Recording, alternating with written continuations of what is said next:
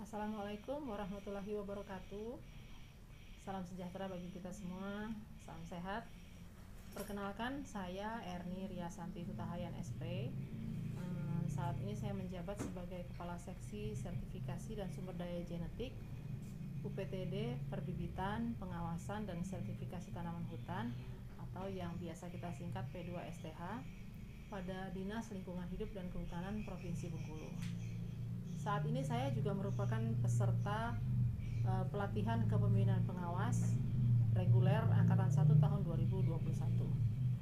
Baiklah, dalam kesempatan ini saya akan mereview mengenai materi kepemimpinan dalam pekerjaan yang diampu oleh Bapak Untung Putrajaya SPD MM. Definisi kepemimpinan adalah upaya untuk mempengaruhi orang lain melalui komunikasi untuk mencapai tujuan. Upaya yang bisa dilakukan itu bisa dengan memberikan petunjuk, perintah ataupun tindakan, sehingga dengan petunjuk, perintah dan tindakan tersebut, orang yang ada di bawah di sekitar kita atau bawahan kita akan memberikan respon secara positif. Kemudian mereka bisa melakukan apa yang diperintahkan oleh atasan.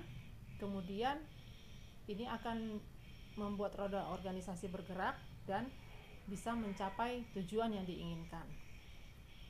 Ada beberapa teori kepemimpinan. Yang pertama adalah kepemimpinan teori kelebihan. Dikatakan kelebihan adalah dia seorang pemimpin yang punya kelebihan baik dari segi rohanian, moral ataupun secara fisik badaniah. Kemudian yang kedua adalah teori sifat. Dikatakan teori sifat adalah seorang pemimpin yang dia punya, seseorang menjadi pemimpin karena dia punya sifat-sifat yang baik. Misalnya dia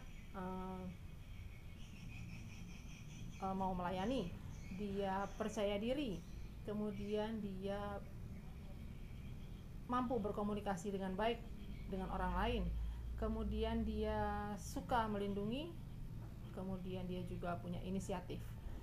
Yang ketiga adalah teori keturunan atau yang biasa kita kenal dengan sebutan dinasti.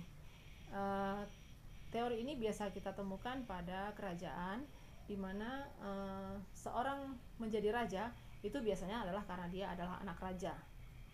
Kemudian yang keempat adalah teori karismatik, di mana seseorang menjadi pemimpin karena dia punya karisma dan punya wibawa.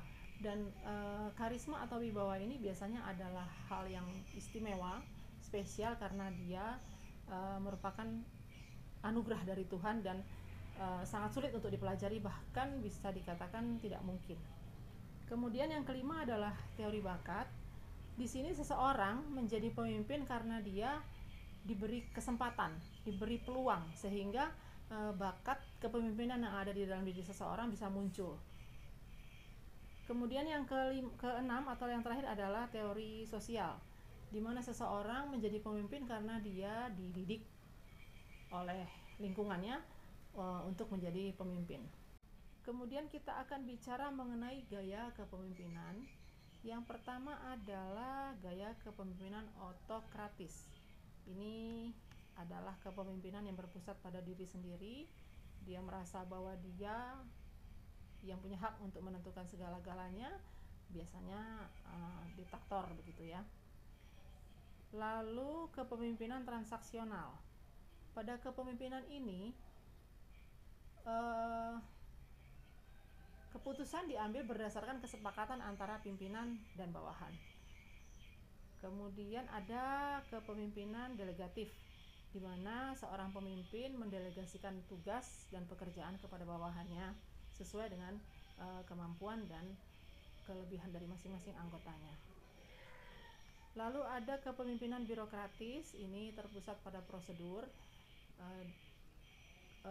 Biasanya dia melakukan segala sesuatu sesuai dengan aturan dan peraturan yang berlaku, kemudian ada SOP-nya, dan ini kebanyakan di instansi pemerintah ini kita temui. Lalu ada kepemimpinan partisipatif, di mana gaya kepemimpinan ini dia tergantung kepada ide bawahan. ada positifnya, yaitu bahwa bawahan punya kesempatan untuk memberikan ide, memberikan saran kepada atasannya. Tapi bisa jadi kalau tidak ada saran atau ide dari bawahan, bisa jadi kepemimpinan ini tidak berjalan, begitu ya. Lalu selanjutnya adalah kepemimpinan melayani. Dia ini menekankan kepada harmonisasi kepemimpinan. Seorang pemimpin yang betul-betul mengutamakan kepentingan dan kebutuhan orang lain. Selanjutnya adalah kepemimpinan karismatik, yaitu gaya kepemimpinan yang berdasarkan kepada karisma dan kepercayaan diri. Ini pada orang-orang tertentu yang memang mereka punya karisma yang kuat, yang dia sangat percaya diri sehingga dia bisa dia punya gaya kepemimpinan yang seperti ini. Lalu selanjutnya adalah kepemimpinan situasional, di mana gaya ini adalah menyesuaikan dengan situasi. Jadi dia bisa berdamai.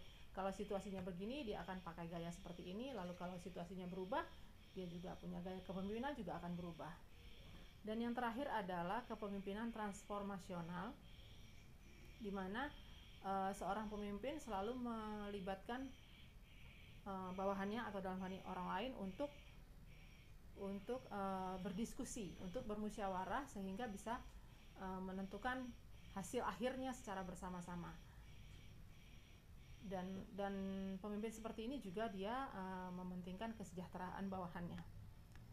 Nah, berbicara mengenai kondisi di Indonesia, maka yang paling pas, yang paling tepat digunakan di Indonesia adalah kepemimpinan melayani, di mana seorang pemimpin sungguh-sungguh dan betul-betul menjadi pelayan bagi orang lain, di mana dia mengutamakan kepentingan orang lain, juga mengutamakan kebutuhan orang lain. Nah, Bapak Ibu sekalian, kita kembali kepada situasi di UPTD saya, yaitu UPTD Perbibitan, Pengawasan dan Sertifikasi Tanaman Hutan.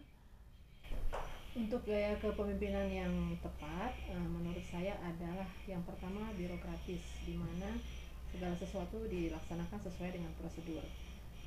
Mengapa saya katakan demikian? Karena untuk pelaksanaan sertifikasi, baik itu sumber benih, mutu benih maupun mutu bibit, itu kita terapkan berdasarkan SOP dan sudah diatur di situ bagaimana tahapan-tahapan pelaksanaannya secara teknis.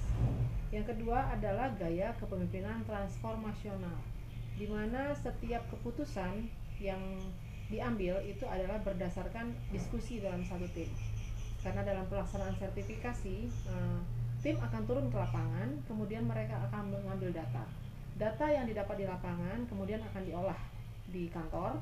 Nah, hasil dari data tersebut kita akan mendapatkan dalam bentuk kuantitatif. Nah, bentuk kuantitatif ini kemudian akan kita diskusikan bersama, apakah yang kita periksa, yang kita sertifikasi, yaitu sumber benih, itu bisa dikatakan layak sebagai sumber benih setelah melalui pemeriksaan di lapangan, setelah melalui diskusi di dalam tim.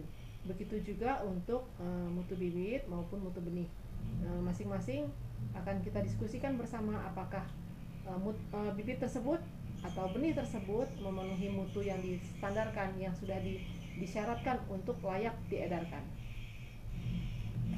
Demikian Bapak Ibu yang bisa saya sampaikan. Mungkin yang terakhir ada sedikit quotes yang bisa saya sampaikan berdasarkan apa yang pernah saya baca. Ini kata seorang Ed Cole, Anda hanya berhak memimpin sampai batas Anda bersedia melayani.